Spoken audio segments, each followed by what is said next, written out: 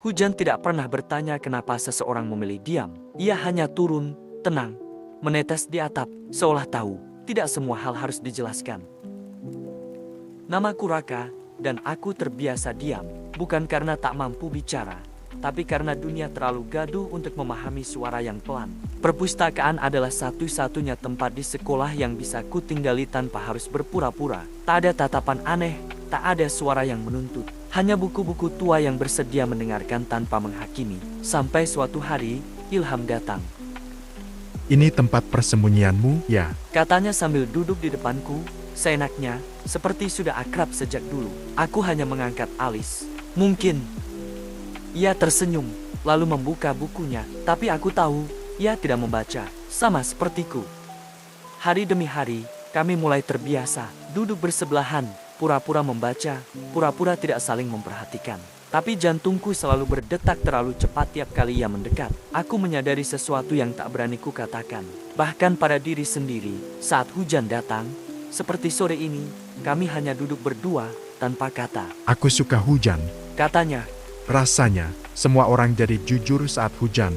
aku mengangguk, karena suara kita nggak perlu lebih keras dari dunia. Dia menoleh cepat, seakan kaget mendengar aku berkata lebih dari 2 kalimat. Tapi matanya hangat, penuh sesuatu yang tak terucap. Cukup lama kami diam, sampai akhirnya ia bertanya. Kamu pernah suka sama seseorang, tapi nggak bisa bilang perasaanmu ke dia. Pertanyaan itu cukup menyayat, karena aku tahu persis jawabannya. Pernah, kataku, dan aku masih belum berani mengatakannya sampai sekarang. Ia tersenyum kecil. Aku juga. Jantungku melonjak, lalu tenggelam. Apakah ia? Tapi sebelum aku sempat berkata apa-apa, ia bangkit. Maaf ya Raka, aku harus ke UKS. Ada yang nungguin.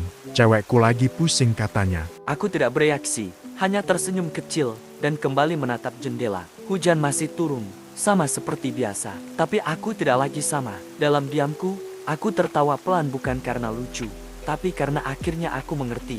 Kadang, bukan dunia yang tidak mendengar. Kadang, kita hanya terlalu berharap dunia akan menoleh ke arah yang kita pilih. Ilham tidak salah, aku pun tidak salah. Tapi cerita ini memang bukan untuk menjadi milik bersama. Hanya satu bab yang singkat dalam hidup yang panjang. Aku menutup bukuku perlahan. Hujan masih mengetuk atap perpustakaan. Dan aku masih di sini, belajar menerima bahwa tidak semua perasaan harus sampai. Kadang, cinta hanya perlu dikenang. Bukan untuk dimiliki, bukan untuk disampaikan. Tapi cukup untuk membuat kita tetap manusia.